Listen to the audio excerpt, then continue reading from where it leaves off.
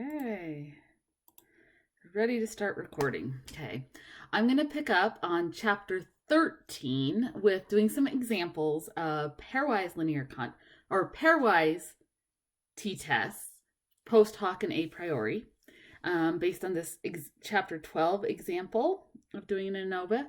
And then I'm going to move into the linear contrasts, especially with those C weights, those contrast weights, and those can cause a little bit of a headache sometimes, especially the more groups you have. So this is an example we started in chapter 12 when we had 3 groups, and this was the grouping was randomly assigned. We had 15 participants, 5 people got put randomly into each group. The first group sat in a room that was quiet with no music. The middle group sat in a room with quiet classical music playing, and the third group sat in a room that had very loud heavy metal music playing. So those were our 3 groups. The group was the music type that was playing. Then while the music was playing, or in the case of the control group A, no music was playing, they had a set amount of time to memorize a list of words. So our outcome, our continuous dependent variable here, is how many words each person, 5 per group, memorized and were able to recall at the set time. So the factor, the independent variable, the grouping variable, that is the music group that was assigned, the music that was assigned. The outcome variable is the continuous number of words. Now, number of words is going to be a whole number, so it's not truly continuous, but we're going to treat it as if it's continuous. So first, we got to get the data into R. Here I've done that. And I always say very first, before you do anything fancy, you need to understand your variables 1 at a time before you can understand them 2 at a time and more than 2 at a time. So the first thing that I like to do is exploratory data analysis, where I summarize with means and standard deviations my data, my variables in my sample, and then I plot it to get an idea, an eyeball approach to what's going on. So here I'm using the furniture table 1 to get the means and standard deviation of the words memorized, that dependent variable or outcome variable, based on which group people are in. So the independent variable, the grouping variable, the factor variable here is music. So run that and I get a table like this. So each group has little n equal 5. 5, 5, and 5 make 15. So little n capital T, or n total. The total sample size is 15, but each group sample size is 5. This is a nice example because all the groups are balanced. They have the same number. And then our means are not the same number. They're never going to be identical in the real world. So we want to compare these means of 9.2, 6.6, and 6.2. And so the next thing I would do would be to visualize this. And I've chosen to use box plots. And I've color-coded the light yellow-orange, the light teal, and then the fuchsia for the 3 different groups. And we see in the summary table as well as the box plots, we can see that first group A, the no music group, they had a higher number of words memorized versus the classical and the rock music looked like they both were lower. Now our goal with doing a statistical test is to assess, was this just kind of random variation, or is there really evidence that the music makes a difference? Especially with this sample size, we might be limited to making that claim. So this is all background. We would get our data into the computer, summarize it with summary statistics. Table 1 is really great for that. And then make some kind of exploratory visualization of the raw data just to get an eyeball on it. So next we're going to move into running the ANOVA, which is what we learned how to do in the last chapter 12. So I'm just carrying over that summary table on this slide to keep it in mind. So the first thing we have to do before we fit a model, no matter what model it is we need to make sure the assumptions are met. So the big assumption with ANOVA, this is a little bit of a review from chapter 12, is we have the homogeny of variance, HOV assumption. That assumption says that the spread in each group is about the same as the other groups. It's never going to really be the exact identical number, but is it close enough that we can work with it? So we can eyeball these standard deviations, which we've got 0.8 is the smallest, 1.6 is the biggest.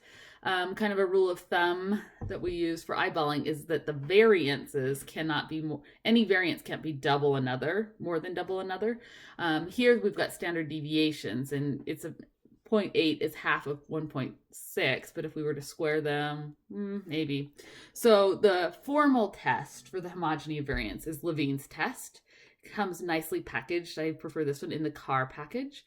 And we write the formula, and the formula is always going to be the dependent outcome variable, that continuous variable we're comparing the averages of, first, then the tilde wave, followed by the predictor, the independent variable, that grouping variable factor. So we're comparing the words memorized based on which music group that people were put in. Having the data flow from above, got to set that this is the mean for whatever reason, it's not the default, and we get our results for Levene's test. Now, Levene's test is a type of F test.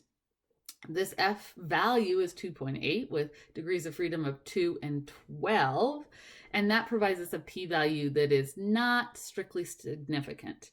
This is a good thing. This means that there is no evidence of violations of homogeny of variance. This means we can go ahead with our ANOVA. So when we write the ANOVA, the first thing that's going to go into the ANOVA parentheses is the formula. The formula is going to be very similar. It's going to be that dependent continuous outcome variable we're comparing the average of, in this case, number of words memorized, tilde wave, and then followed by the independent variable, the factor, that grouping variable. Now, with what we've chosen to do with this class, we're teaching the AOV4 command in the AFEX package, and that requires at the end of the formula we have this parentheses that says how many observations we have per person. And in this case, there's no repeated measurements. Everyone's only measured one time. So in this case, we have one measurement, vertical bar, ID. ID is the variable that stores who's who in this data set. It seems superfluous, but the reason we're teaching this is because this formula allows for us to have independent groups, that's music, or a repeated measure, or both, which is what we're eventually going to get to. So this formula format in the AOV4 version of the ANOVA function allows for all this flexibility. So we're just getting used to seeing it. So that's how we fit the ANOVA. I'm saving it as fit underscore AOV. If I ask for that, just fit AOV underscore AOV, it'll give me some output, but I usually like to add the $ capital ANOVA to get a little bit fuller of an output. Again, this is review from chapter 12, but it's always good to have lots of review. So here is the output when I add that capital A ANOVA onto the end of the name of the ANOVA model I fit with the AFEX AOV4 package and function. Now, always this line that says intercept, we're going to ignore. That just says, is the grand average 0? Well, of course it's not. That's not important, so we don't care about that. But we want to look at music. That's our grouping variable. That's the one predictor or independent variable we have here that we're interested in. And here, if we look at the p-value is tiny. It's 0.00 and then a 9. We round up to 0.01, but it's still small. This F p-value, the p-value that goes with the F ratio or the F test, this is the omnibus ANOVA. This indicates that at least one of our 3 music groups is different than at least one other group. Does not tell us which. So in chapter 12, this is what we got to. We explore our data, we test our assumptions, we fit the ANOVA, and it tells us if we have anything to get excited about. Are any of the groups different? Now here comes chapter 13. Once we know at least one group's different, how do we know which one it is? That's where we're going to look some more. So before we get into the types of tests and how to do them in R, I wanted to show you the first command, and this is like the basic command either for pairwise or linear contrast statements. And in both of these situations, the first thing we want to do is take the name of our model. In this case, it's fit underscore AOV, and we're going to pipe up on the EM means function from the EM means package. They're the same name. And this will give us the marginal means. The estimated marginal means. That's where the EM comes from. Estimated marginal means. And you don't need to put the name of that outcome variable because it reads it from before. Now, it seems a little redundant to say by music group, but sometimes we have maybe age group and gender group and ethnic group, or we could have multiple variables. We're keeping it simple today. So we're asking for the estimated marginal means of our continuous outcome based on music group. Now, when we look at this one, we get a column that has which music group we're looking at, none, classical, rock, and then the first column of numbers is the EM mean, the estimated marginal mean. These numbers are 9.2, 6.6, and 6.2. And you'll notice in this case, these three numbers are the actual means from the data. And this will always be the case that the estimated marginal means will be identical to the observed means of the actual data. Those will only be identical if we only have one predictor and its independent groups, and all of our groups are the same sample size. These estimated marginal means will be a little different than our observed means if our groups are unbalanced or if we have multiple predictors and we're only looking at one of them at a time. But for each of these, we have a standard error, which we can use to make the confidence interval and degrees of freedom. It's kind of handy to run this much before we do a pairwise or a linear contrast post hoc or a priori test, because this does something really nice. It shows us the order that the groups are going to be handled in. So going from top to bottom, R has stored our grouping variable so that the factor levels or the group order is first none, then classical, and finally rock. So it's the order that this output gives our music groups. That's the order we need to know, especially when we're going to do our linear contrast statements. Now, the first kind of test we're going to learn to run in R is a post hoc t-test, a pairwise t-test. So usually we want to do all possible t-tests. And we can do this with at least three. There's at least three common ways to adjust the p-values. The first way is Fisher's LSD. The second one's Tukey's HSD. Fisher's LSD, Tukey's HSD, and the Bonferroni correction. So let's look at the syntax to do all of those. So I've just thrown up the estimated marginal means up in, I think it's that way, the panel, just to keep them with us to know that our estimated means order of our groups. So this first chunk, you'll see I start with the model that I fitted, the fit AOV. I did my EM means that creates that table up there of the estimated marginal means. And then I piped on another step. And this step is pairs. And the default is to not do any adjustments. When we do not do any adjustments, this is the same thing as what Fisher described, a protected test, which is basically doing no p-value adjustment. Fisher's least significant difference, LSD, there's a typo there, sorry. It's equivalent to doing nothing to our p-values, just letting them be the same p-values we would have from a t-test with the pooled standard error. Pooled standard error is the same thing as the MSE, the mean squared error, the mean squared within. It's got all those fun names because we want to make it interesting. So if you don't put anything in the pairs parentheses after the EM means sentence, it's not going to do any adjustments. So this is the default. Fisher's LSD actually turns out to be a pretty good test or a way of adjustment. Doing no adjustment is okay, as long as we only have three groups. So Fisher argued that if your F test was significant to start with in your ANOVA omnibus test, then you can go ahead and do pairwise t-tests. Don't have to worry about adjustments. And he was right when you have three groups. Now, Tukey said, come on, Fisher, you're really lax here. That's not honestly the truth. You're inflating your type 1 error rate. And Tukey was right. If you do Fisher's LSD, you just do these t-tests with no adjustment, you do inflate your type 1 error rate if you have 4 or more groups. So the Fisher's LSD or no adjustment is the best thing you should do when you have 3 groups or 2, but usually we would do a t-test if we just had 2. If you have 4 or 5 or 6 groups, instead of Fisher's LSD, you should use Tukey's HSD.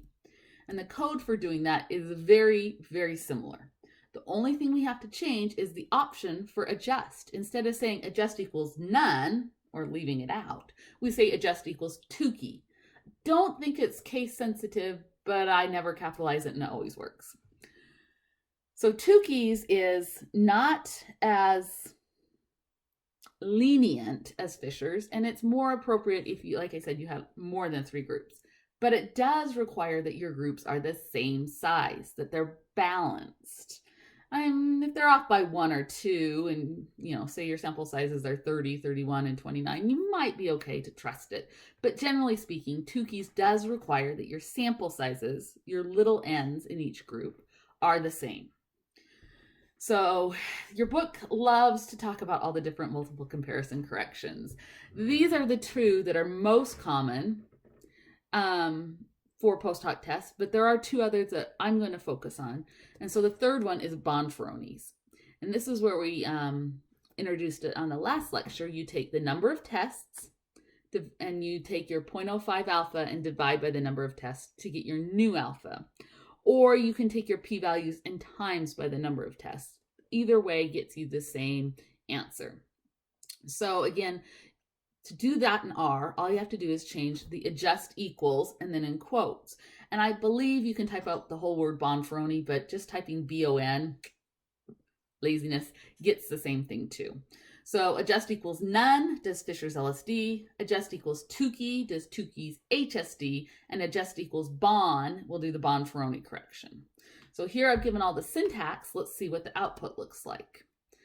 Now we have 3 groups. How many different pairs can you make out of 3 groups? Well, we can do the none with classical, the none with rock, and the classical with rock. So there are exactly 3 ways to pair up 3 groups. And so each line in this output is a different pairing. For each pairing, we have the estimate. That estimate is if you subtract the 2 group averages. So none and classical, if we look at the estimated marginal means, 9.2, 6.6, if I subtract those, I'll get 2.6. Now, I might get positive 2.6 or negative 2.6, depending on the order I subtract them. The way that they're written here in our output tells us the order. They took none, subtract classical. So that's 9.2, subtract 6.6. So that comes out to be positive. If we'd had a different ordering in our estimated marginal means table, then we might have gotten a negative 2.6. And because that positive or negative value on the t-test just depends on order of subtracting, we usually just drop the negative sign because it's just an order thing. It doesn't tell, we really are worried about the size of the difference at this point, not the direction of the difference, as long as we're doing 2-tailed tests, which is standard.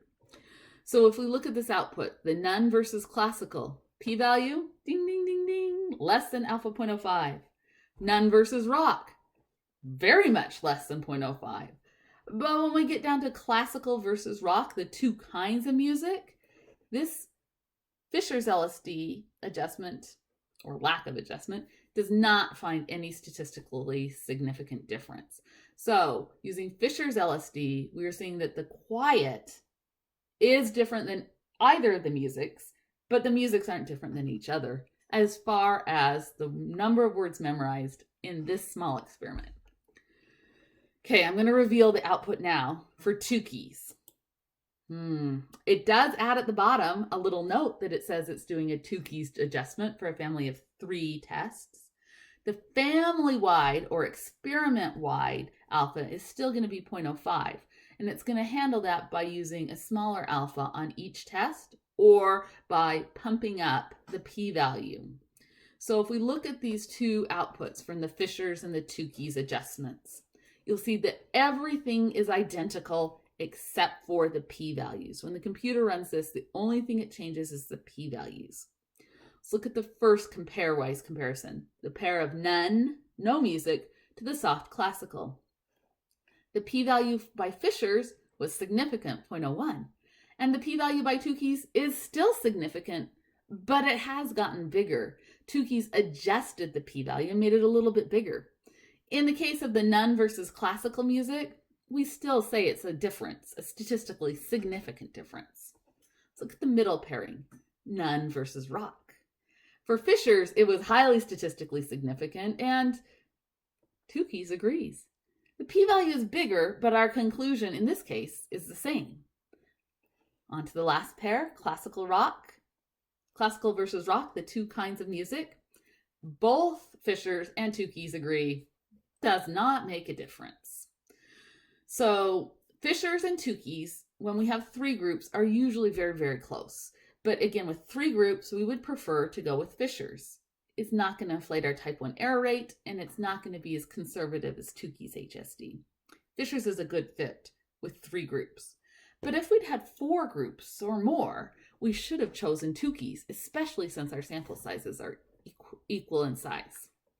Now, the last one I bring up because people just love Bonferroni. Bonferroni is guaranteed to keep your type 1 error rate, your false positive rate, in check. But usually it's too severe. It does it at too great a cost.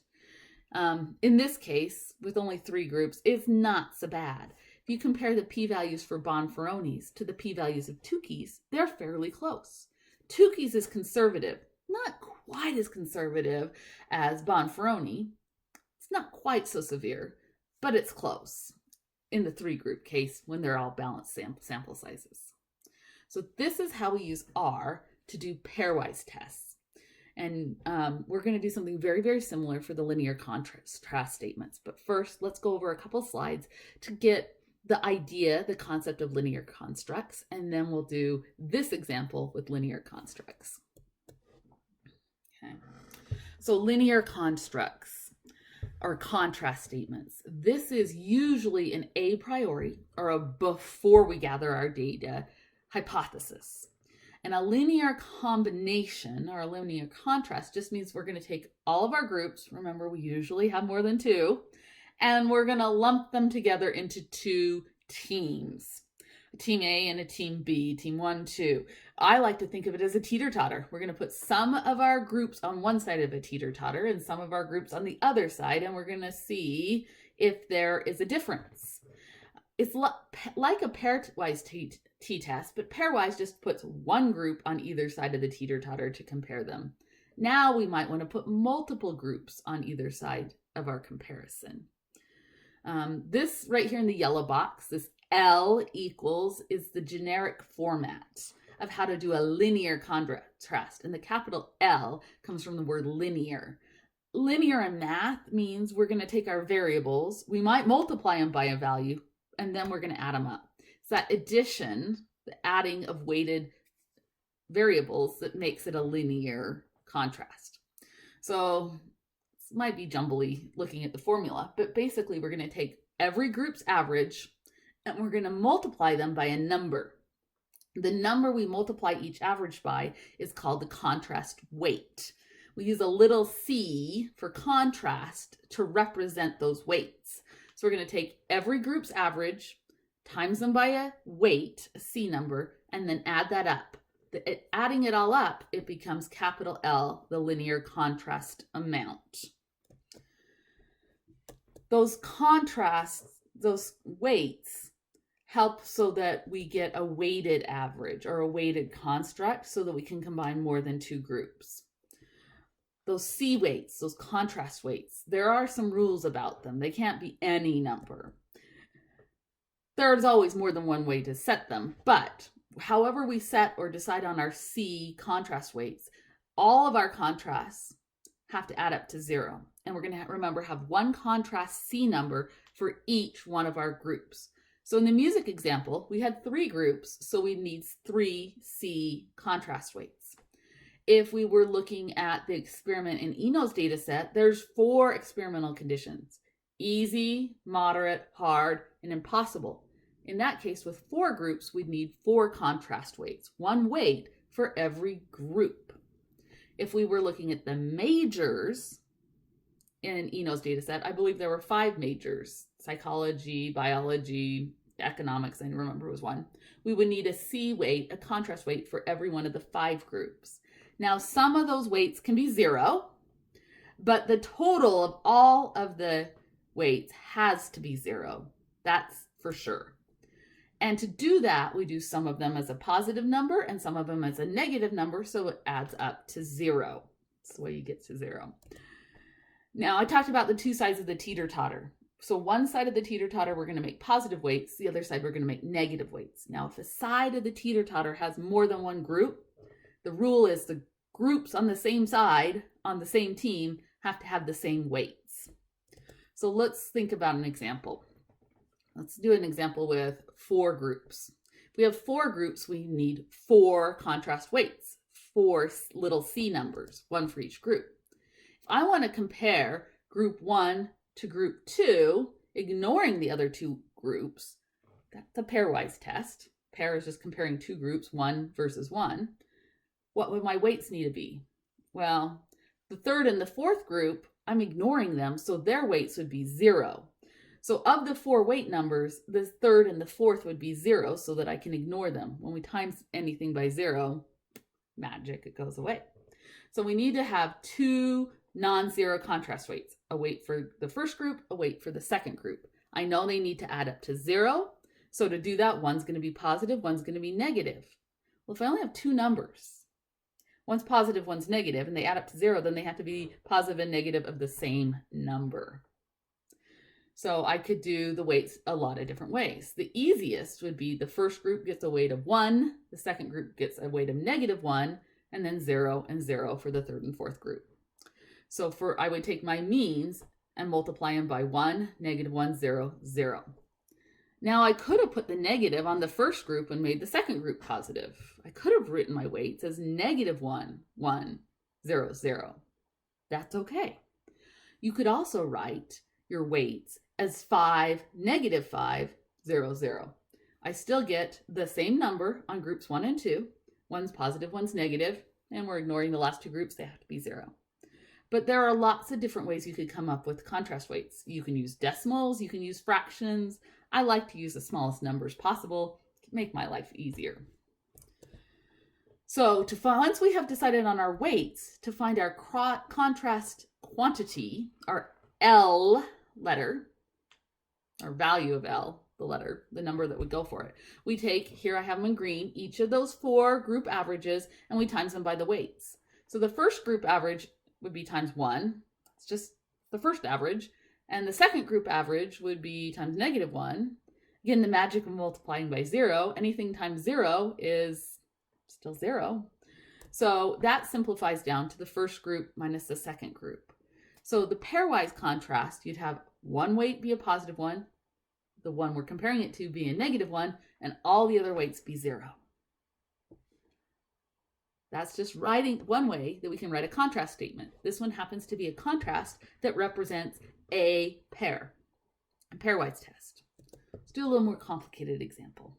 Say we still have those same 4 groups, but now I want to compare the first and second group to the second and third, the 3rd and 4th group. No, let me read this carefully. Compare mean 1, 2, and 3 to 4. 1, 2, and 3, they're going to be together on one team, on one side of the teeter-totter, versus 4. 4 is going to be all by itself on the other side of the teeter-totter. So one way to do a contrast statement between 4 groups would be put 3 groups compared to the 4th group. Okay, let's figure out our weights. We know they have to add up to 0. Now, in this case, all 4 of our groups are playing. We have Team A and Team B. So all of them have to have a number that's not 0. But all our numbers have to add up to 0.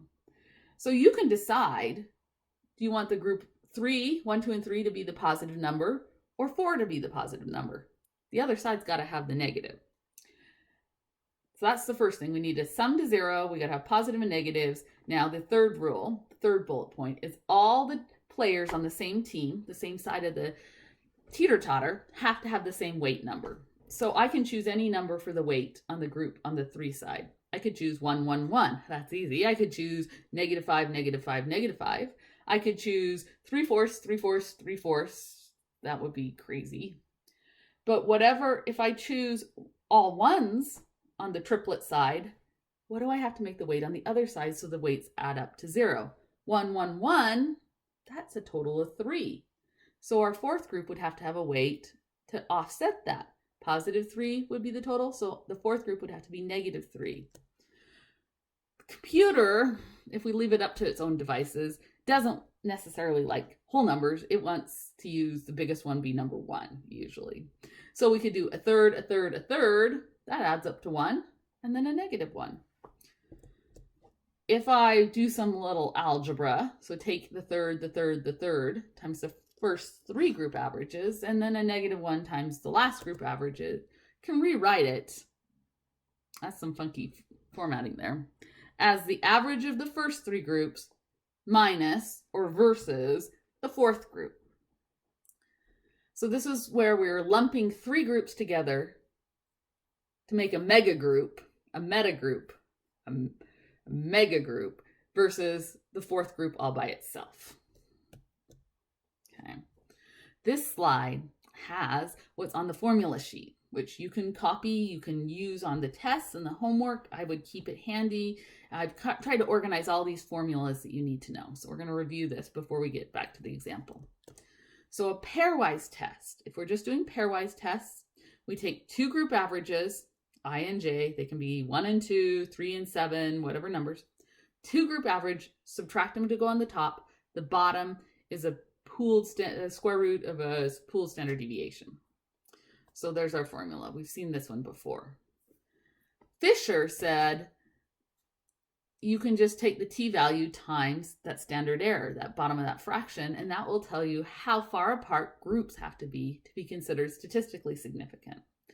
This LSD number will agree with the regular p-value from a test with no corrections, no adjustments to our p-values. Tukey took that, remember, and he developed this Q number, this new table that had that 2 under the square root kind of built into it, to find the HSD number.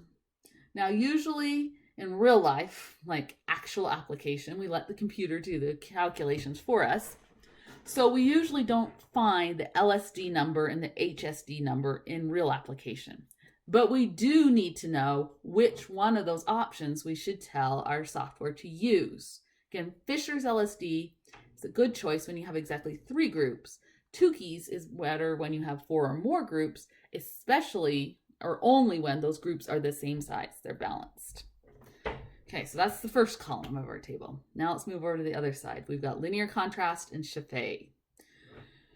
Linear contrast. So the first thing we have, and we've already looked at this, we're going to calculate an L number. And we're going to do that by weighting our group means, our group averages. We're going to take every group average, times it by a contrast weight, a C number, add it all up, and that gives us our linear contrast L. We have to make sure that all those contrast weights add up to 0. The next step in a linear contrast, after we find that L number, is we need to find the sum of squared. The sum of squared for the contrast. Now, because there are lots of options for our C weights, we have to kind of factor that out or unweight it, the grand total. The way that we do that is we take our L weight that we found by doing our weighted average, we square it, times by little n, the group sample size, divide by the sum of the C weights squared. We will do an example. Just throwing this out there, that these formulas are all on the sheet. Then we calculate an F statistic of the contrast, which is always 1 degree of freedom. Degrees of freedom within or from the overall ANOVA. And we'll take the sum of squared of the contrast divided by the mean squared within. Now I put a little red note up here. All of these have mean squared within. These are mean squared within groups. This is also called the mean squared error or the pooled variance. So this is the example. We're going to do one by hand and then one with R before we wrap this up. The last thing that I want to go over before we get into that linear contrast example by hand and by R is Sheffe's test. So far, all of our tests over here on our pairwise, whether it's no correction, Fisher's LSD, Tukey's HSD, or Bonferroni, those were all t-tests. But if we look at our linear contrast, they're usually specified as an F test because they're a fraction with the mean squared error on the bottom. So to do an adjustment for a contrast statement, if it's pre-planned, if it's a priori, you don't need to do an adjustment. But if it's post hoc, after we've collected and feeded the data, we should use probably Sheffe's test to do a correction. Now, in this table, there's two kinds of Sheffe's test. There's a one-way and a two-way. In chapter 13, we're only going to worry about the one-way because we're only doing one-way ANOVAs. But in chapter 14, we're going to come back and we're going to fill out the two-way Sheffe's test. Not worry about it today. Okay. Sheffe's. It just takes our critical value that we would usually use for our f-test and it multiplies it by k minus 1. That's all you do with Sheffe's. You take your f critical value that you would usually look up in your table and you times it by k minus 1. K is the number of groups. And that's how you do Sheffe's test. Okay, so example time. So linear contrast. If you have pre-planned them, you don't need to do adjustments. But there is a little difference if you have equal group sizes or unequal group sizes. And these are nasty formulas. I'm not going to make you do these by hand because nobody ever does. I've only ever done it for this answer key for when I used to assign these. So we'll just wave at these formulas while they go goodbye. Okay, let's do an example. Let's go back to our music example. We have 1, 2, 3 groups. Quiet had an average of 9.2. No, wait. No music had an average of 9.2. Quiet classical had an average of 6.6 words. And the heavy rock, that was very loud, had an average of 6.2 words per minute. Each group having 5 subjects assigned to each group. So the first contrast we're going to look at is there a difference between no music versus some music? And to do that, instead of just picking 2 groups and comparing them, I'm going to collapse or merge my moderate and my loud music together. Now, this can be because theoretically, you don't think that the music matters, or it could just be a stepwise. First, we're going to say that music's different than quiet, and then we're going to look at the 2 kinds of music. So usually, the contrast statements are preposed before the data is gathered. And often we'll do more than one contrast statement. Now, this is only 3 groups, made a simple example, but we're going to go with these 2 contrasts. Contrast number 1 is going to be no music versus moderate or loud. Classical, rock are going to be lumped together. The second contrast is going to be ignoring the quiet control. Is there a difference between moderate and loud? So let's go back to contrast 1. To do a contrast, the first thing to start out with is you've got to decide on your C contrast weights. So teeter-totter time, we're going to put the no music on one side, just that one group. And we're going to take the classical and the rock, the moderate and loud, those 2 groups, and we're going to combine them into one comparison group. Quiet versus moderate and loud. So we know that our weights, we're going to have 1, 2, 3 weights. The weights have to add up to 0. Weights on the same side have to be the same number. And some of them are going to be positive, some of them are going to be negative, so that we can get it to equal 0. So I always start with the side that's bigger. This one has 2. So if I go 1 and 1 on this side, how can I cancel it out? Positive 1, positive 1, I'm going to have a negative 2. So the first thing we need to do is decide on our weights. Negative 2 will be the weight for the no music, and positive 1 are going to be my weights for the moderate and the loud music. Those are the values that we times each of the averages by. Now, this little orange table I've kept with just the averages. So I'm going to take the averages that are blue numbers, 9.2, 6.6, 6.2, the group averages, and I'm going to times them by the weights that I've put in the dark red here. Negative 2 for the group that's by itself on one side, quiet, and positive 1 for the 2 groups that are together to compare against. And if I just type this in my calculator, in this case, I get a negative 5.6. Now, if I'd done a positive 2 and negative 1, we would have gotten the same value, just would be positive 5.6 instead of negative 5.6.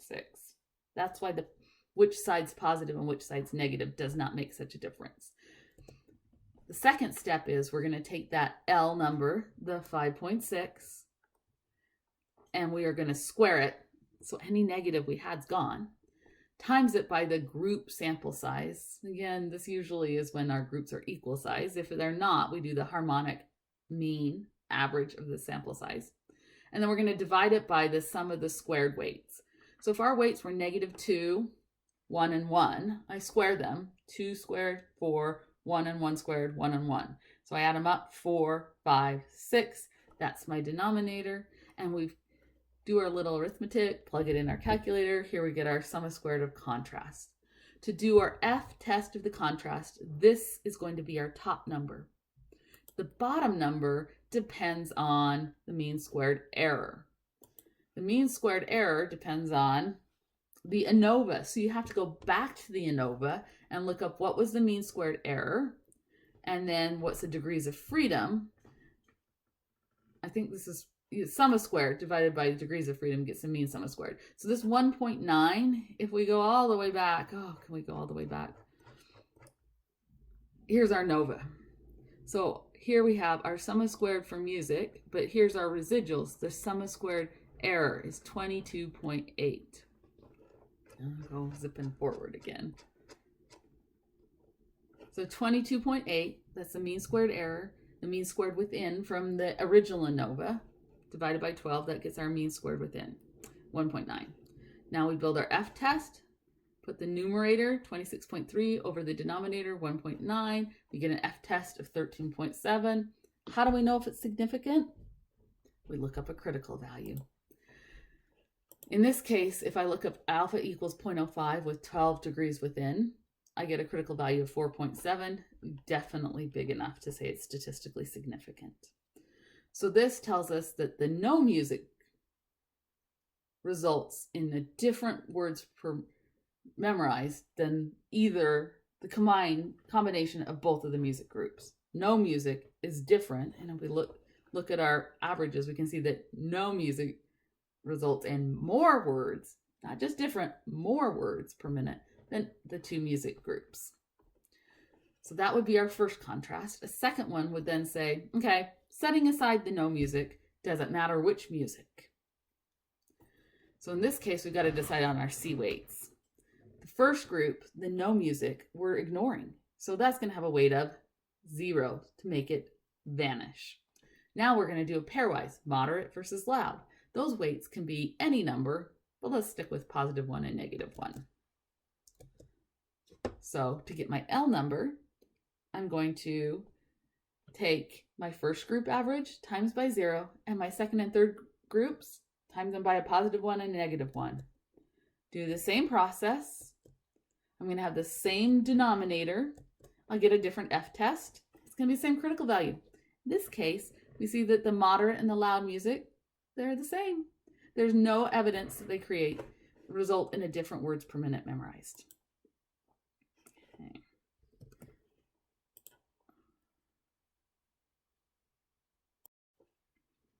Okay, had to stop for a second. Okay, where were we? Oh, our contrasts. Okay, so there's our hand calculations. Lots of arithmetic. Let's go to R. So linear contrast, we're going to go back to our example with the 3 different music conditions. We're going to do those same contrasts we just did by hand, but we're going to make the computer calculate the numbers for us. So here we go. We start with our ANOVA model. That has to be fit first. We pipe onto that the EM means redundancy with the tilde, the grouping variable. Its name was music. Then we pipe on, instead of pairs, like we did for the pairwise tests, we do contrast. Then we have to list out the contrasts we want to fit. Now you can list out one, but you still have to type contrast, open parentheses, list, open parentheses, even if you're only listing one. So inside the list parentheses, we're going to give it some text to label it, and then we're going to list out our contrast weights. I'm going to do contrast 1 and contrast 2 at the same time. So I separate them with a comma. So the first contrast, we remember, we're comparing the none group to both of the music groups. So we're going to say some text. In this text, you can say anything. The text is not evaluated. You could say it AIM 1, if you're in a grant, or research question 1B. I like to put something about the groups that are being compared. Now, the contrast weights, the order you put them in that contrast parentheses is based on the order that the EM means is listing them. So often I will highlight the name of my model, fit ANOVA, piped into the EM means tilde wave grouping variable, so that I can get the output that shows me which order my groups are going to be in. So if I want to compare none, the top or first group, to classical and rock, the second and third group, I know that my contrast weights have to be in the order with the bigger double weight first and the smaller equal weights second and third. Now, for the classical versus rock, for that second contrast statement, we're ignoring the no music. So that's contrast weight is a 0. You always have to have a contrast weight for every single one of your groups. But if a group is not involved in the comparison, its weight is 0, because anything times 0, poof, it's gone. So here is the way we write the contrast. Now, by default, it does not do any adjustments. Now, for contrasts, you cannot really do Fisher's, you can't do Tukey's HSD. The options for adjustments on a contrast are no adjustment, which is okay if you're doing just one, especially if it was a priori. Or if you're going to do an adjustment, I would choose Sheffe's, especially if there's a couple of them. If you're doing a lot of them, especially if they're not orthogonal, which is something I'm not even going to cover in this class, then you ought to do Bonferroni's. But remember, Bonferroni's correction is very severe, and it'll likely wipe away all your significance. So use it cautiously. So here's how we would ask to do the Bonferroni adjustment. We just add in that adjust equals Bon. And Sheffe's, we say adjust equals Sheffe. You don't need the little asterisks on the E at the end, and you don't need to capitalize. Those will all give us the linear contrasts. Now, when the output comes to you, it will have one line in the output for every contrast you put in the list. Now, I put 2, and notice this text that I typed, it's showing up green in my scheme, is given right back to me. And then next to it, this estimate, that's your L number. The standard error, that's the mean squared within weighted for your contrast weights. We get degrees of freedom. Now, it does it as a T value, but it can be an F value as well. Because if we think back to the beginning of chapter 12, the book went to great lengths to show you that F is just T squared. So if I take this T number and times it by itself, it will give us the F value. And so we can do it either as a T test or as an F test. And then we get our P values. So for the first contrast, the none versus some music, either kind, we see that is statistically significantly different. There is a difference between no music and having music. The second contrast is comparing just the two music types to each other, ignoring that control of no music. And we see that one is not statistically significant. These values should be the same as the ones that we did by hand. But remember, when we did it by hand, we calculated an F. If you did the square root of it, you would get the T value. You can check that if you want to. Now, there's the output with no adjustment. If I do ask for the Bonferroni adjustment, it will tell me underneath it a little note for how many tests it's doing it for. And if we're doing it for 2 tests, you can either divide alpha by 2, or you can times the p-values by 2. So notice the first contrast had a p-value of 0.003. So when we do Bonferroni's, it's 0.006. It doubled the p-value since we're doing 2 tests. Now, what happens if your p-value is bigger than 0.5 and you double it, you get a number more than 1? P-value should never be that big. It's going to cut it off at 1. So Bonferroni's would be a good choice if it was a post hoc comparison and we were doing multiple complex comparisons. Since in this case we're doing 2, we'll pretend like they're a priori. Everybody does it, right? And in this case, our 2 contrast statements are orthogonal. And so we can use Sheffe's test. Here it's saying we did Sheffe's test for 2 tests. And you'll notice that our p-values are a little bit bigger than Bonferroni's, but this is a more appropriate correction. One's bigger, one's smaller. So this is how we ask R to do our linear contrast test for us. The key is figuring out what your C contrast weights should be. Now notice I'm quoting the text label that goes in front, but the numbers for the contrast have to be bare numbers with no quotes. Then it should work for you. Make sure you have one number for every single group, and the order of your weights is the order that the EM means output gives them in. Okay.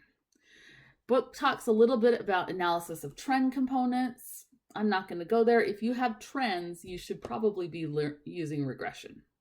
Conclusion, yay. Not all researchers agree about the best approach because there are lots of alternatives, and which one's best depends on the situation. And sometimes we know a lot about our situation and sometimes we don't. And there's also the fact that sometimes we want to be conservative, sometimes we want to be liberal. Sometimes type 1 errors are more serious, sometimes type 2. Depends on if we're exploring, doing a first pass, or if we're trying to confirm and aggregate. Do we have equal group sizes, not equal group sizes? Do we have homogeneity of variance, or the groups have very different spreads? All of those things can mean that you might need to use a different method of correcting for multiple comparisons. Sometimes we also want to do a mix of pairwise and complex. That just gets more complicated. But the takeaway message here is, if you're doing more than 3 groups, you need to use a correction. The more tests you're running, the more important it is to do a multiple corrections procedure. If you can think about it ahead of time and narrow it down, so you're confirming a priori or prior to gathering your data, then you can be more powerful because you don't have to do so much correction because you're not checking so many things out. So here's the recommendations. If you've planned your comparisons, pairwise or contrast, ahead of time, if you're only doing one, just do a regular t-test. Don't worry about it. If you're doing lots of pairwise comparisons, you can use Bonferroni. But it's better if you can use Fisher's if you have 3 group and Tukey's if you have 4 groups. But Tukey requires equal group sizes. If we're doing one contrast linear statement, you can do it without a correction if it's been planned before the data was gathered.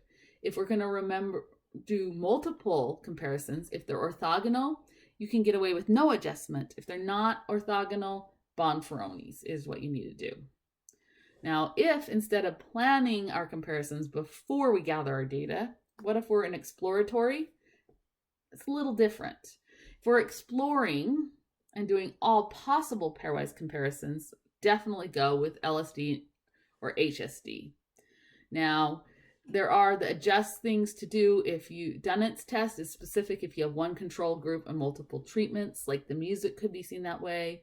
But I'm not going to really drill you on that because usually if you're in one of those scenarios, you're going to want to turn to chapter 13 in this book, consult a statistician, or start doing some Googling. So there are my recommendations for post hoc tests. And again, post hoc is often used as a phrase to mean a priori or post hoc. I'm going to sign off for tonight and get this up there so you guys have something to watch. Please, if you have questions, email me by my personal email address, post on the discussion board. Let's work together, get your questions answered so we can be good researchers.